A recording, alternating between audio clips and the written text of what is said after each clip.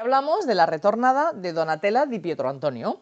Bueno, pues el libro comienza en agosto de 1975 con una chica de 13 años que está subiendo la escalera de la casa de su otra madre, o sea, en este caso de la madre biológica. Lleva una maleta en la mano y una bolsa de zapatos en la otra. Llega al descansillo y lo que percibe pues es un olorcillo a fritanga bastante desagradable, que no le gusta nada. La puerta está cerrada y quien va a acabar abriéndola es su hermana Adriana, es más pequeña que ella y bueno, a la que no ha visto nunca en su santísima vida. Su madre biológica, que está allí, pues ni se levanta de la silla porque tiene a un hijo más pequeño todavía en brazos, y lo que sí que hace es preguntar por quienes la habían traído, que eran en realidad sus tíos. O sea, sus tíos de carnales la habían adoptado siendo muy pequeña y ahora se la estaban devolviendo a la familia biológica. Por eso la novela se llama La Retornada. Entonces, el tío sí que está con ella, sube detrás, está subiendo detrás de ella y cuando llega al descansillo pues informa de que la tía no ha venido porque no se puede mover de la cama porque está enfermísima. Bueno, pues entonces la familia le sirve al tío un café porque son familia de sangre también, mientras, bueno, pues el tío les va explicando pues que también ha comprado para la chica pues algunas cosas para el invierno, pues no sé, un abrigo y más cosas, ¿no? A la hermana pequeña, Adriana, que la hemos conocido abriéndole la puerta, que es muy avispadilla, pues le encanta el vestido que lleva la chica en ese momento. Y entonces le dice que como el año que viene ya no le va a valer, pues que iba a pasar a ser de ella, que lo cuide mucho y que no lo estropees. Porque como va a ser de ella, bueno, pues la protagonista que no conoce absolutamente a nadie en esa casa está aterrorizada, claro, cómo no. Y cuando el tío se despide, pues ella baja con él con la excusa de que va por un libro que se ha dejado en el coche y tal. Bueno, pues baja con él, pero cuando entra en el coche se encierra, echa el seguro y le dice al tío que no, que se vuelve con sus padres, o sea, con ellos, que si la tía, es decir, su madre adoptiva, y a la que hasta ahora ha llamado madre está enfermísima y muy mal, pues que su presencia será ayuda, de ayuda, ¿no? Pues que le vendrá bien, será necesaria, que ella está dispuesta a ayudar. Le dice que no entiende por qué está ahí, que a ver que si ha hecho algo malo, que si ha hecho algo malo, que por favor que se lo digan, que no lo va a volver a hacer, pero que por favor no lo dejen ahí bajo ningún concepto. Pero el tío dice que es imposible, que debe quedarse allí porque bueno, pues que ellos ya no pueden tenerla más. Y entonces pues la ve como que está tal y dice, lo siento, pero no podemos tenerte más con nosotros, ya te lo hemos explicado. Ahora, por favor, déjate de pataletas y sal, dijo para acabar mirando de frente a la nada. Bajo la barba de Díaz los músculos de la mandíbula le pulsaban como algunas veces cuando estaba a punto de enfadarse. Desobedecí. Seguí resistiéndome. Entonces di un puñetazo en el volante y bajó para sacarme del espacio estrecho delante del asiento donde me había acurrucado temblando.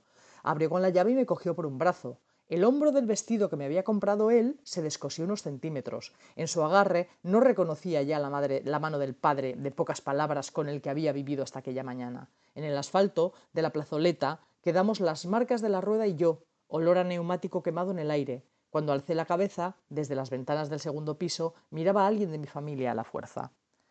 Bueno, pues luego el tío padre, volvió media hora después y ya, claro, ilusionadísima, pensando que venía a por ella y que se la iba a llevar, pues no. Solamente le traía una tarrina de helado de su sabor preferido, eso sí, de vainilla, que ella no comió, pero que se la comieron todos los demás tan a gusto. Bueno, pues luego por la tarde volvieron los hermanos mayores, a los que tampoco conocía, porque allí no conocía ella a nadie. Y cenaron juntos albóndigas que eran más bien pan que carne. Y a ella, pues que era neófita en ese hogar, pues esa noche lo que le llegó al final fue una sola albóndiga. Entonces ya descubrió que tenía que aprender a competir por la comida y a defenderla. O sea, no solamente competir, sino porque, vamos, allí comían más poco que poco. En esa casa, además, no había cama para ella, así que a partir de ese momento tuvo que dormir con su hermana Adriana, en un colchón de lana de oveja que era blandito, deformado y con un olor que le era totalmente repelente, que la repelía a vida o muerte, que era orina. A la orina que se había impregnado. ¿Por qué? Pues porque Adriana se meaba todas las noches. Esa misma noche volvió a mearse en la cama y cuando por la mañana la madre pues apareció en la habitación, se lo recriminó llevándola a la cocina. Y nuestra prota, pues que no se atrevía ni a ir al baño, pues se quedó en la habitación ahí paralizada donde también habían estado durmiendo los hermanos mayores, o sea, los varones. Te quiero decir, allí dormía todo pichipata en una habitación. El mayor, que ya tenía 18 años y se llamaba Vincenzo, pues le dijo que había dejado la escuela y que ahora trabajaba de peón, pero solamente cuando el patrón lo necesitaba, no trabajaba de seguido. Él, claro, que tenía 18 años y ella 13, pues la miraba de arriba abajo, recorriéndole el cuerpo entero y ella pues no se atrevía ni a moverse. Bueno, pues en ese momento llegó la madre para premiarle a él, a ir a donde el vecino, porque parece ser que estaba buscando gente para que le ayudase a hacer unas faenas del campo, y a ella para decirle que fuese en busca de su hermana Adriana y fuesen juntas a por la leche. Bueno, pues ella en esa casa ese día fue la última en usar el baño Y cuando entró, pues bueno, estaba en unas condiciones que no había visto ella una cosa igual en su santa vida, vamos, jamás había en la casa de sus padres adoptivos, o sea, ni de palo. Y en ese momento, o sea, pues viendo cómo estaba el tema, se dio cuenta de que ya no de que iba a tener que estar en esa casa en esas condiciones, sino que ya nunca jamás podría retomar ni sus clases de ballet ni sus clases de natación. Fíjate qué feliciana. Bueno, pues así van pasando los días y de repente un día la madre le ordena desplumar un pollo y luego descuartizarlo, claro, o sea, ya incapaz, dijo que no podía, que le daba muchísima impresión y que lo único que podría hacer sería limpiar, que es lo único que había hecho ella en su casa toda la vida. Bueno, la madre le dijo un poco que sí, pues ella se fue al baño y cuando la bañera, como estaba así, limpió toda la bañera, tal, luego la llenó y aprovechó para meterse dentro. Pero la dio un mareo tal que se desvaneció justo después de haber logrado por casualidad quitar el tapón y no haberse ahogado. Y ya su segundo recuerdo ya era verse ella tumbada en la cama con una toalla encima, mientras la madre pues un poco le reñía por no haberla avisado antes. Bueno, pues a la hora de cenar estaban todos entusiasmadísimos con el tema pollo, porque no veían un pollo ni de palo, y era una novedad total. Y bueno, pues como se había mareado, pues la madre decidió que un muslo iba a ser para el padre y otro muslo para ella. Y bueno, claro, pues las pechugas, por supuestísimo, estaban desaparecidas de esa cena, las había reservado para otra comida, claro. Y allí, pues claro, los otros hermanos se enfadaron un montón. Y uno que se llamaba Sergio, pues acabó rebotándose, diciéndole que, pues, que la devolviesen a quien la había tenido antes, porque esta chica no daba más que problemas y era un coñazo.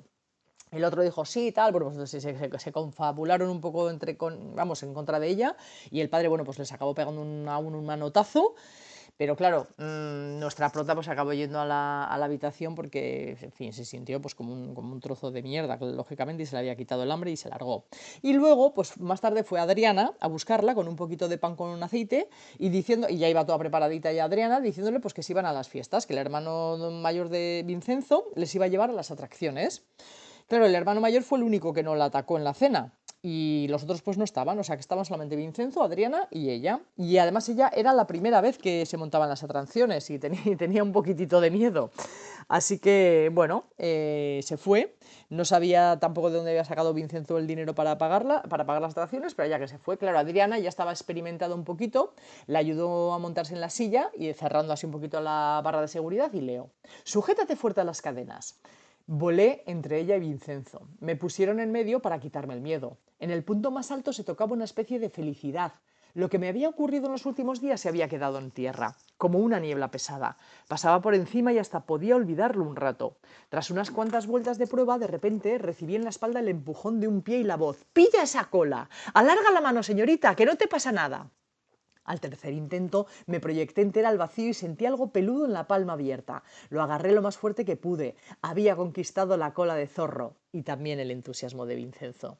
Las sillas voladoras aminoraron su giro chirriando y poco a poco se detuvieron. Bajé, di 2 pasos involuntarios y vacilantes, por inercia. Él se acercó y me miró en silencio a los ojos, los suyos relucientes. Había sido valiente. Me arreglé el vestido que había quedado descompuesto con el viento. Se encendió un cigarrillo y me sopló a la cara la primera bocanada de humo. Bueno, pues ella echaba muchísimo de menos el mar. ¿Por qué? Pues porque donde había vivido hasta ahora, en la casa con jardín de sus tíos, o sea, una casa jardinada, pues solo hacía falta cruzar la carretera para llegar a la playa. Hasta el punto en el que muchos días, cuando hacía muchísimo viento, su madre, es decir, su tía, su madre adoptiva, cerraba puertas y ventanas para que la arena no entrase en la casa de tan cerca que estaban. Eso sí, ella siempre estaba acostumbrada a oír el fragor de las olas, ¿no? Y ahí eso se oía todo el rato. Y ahora, cuando está en esta casa extraña, para conciliar el sueño, lo que hace es recordar insistentemente ese rumor familiar. Bueno, pues a su hermana Adriana le contaba un poco su vida, ¿no? Pues dónde vivía, no sé qué, y le contaba pues los paseos familiares por el paseo marítimo hasta la heladería, pues donde había helados de 1000 sabores. Claro, a Adriana esto le parecía una... Pero ¿cómo? ¿Helados de 1000 sabores? Ella solo conocía 4. A Adriana le parecía esa ciudad pues un lugar mágico. Pues le contó que esa ciudad estaba a 50 kilómetros, que solían cenar pescado fresco, porque Adriana decía: ¿cuál? ¿Atún en lata? No, no, no, pescadito fresco y compró la pescadería todos los días. Lo cenaban en el jardín de la casa.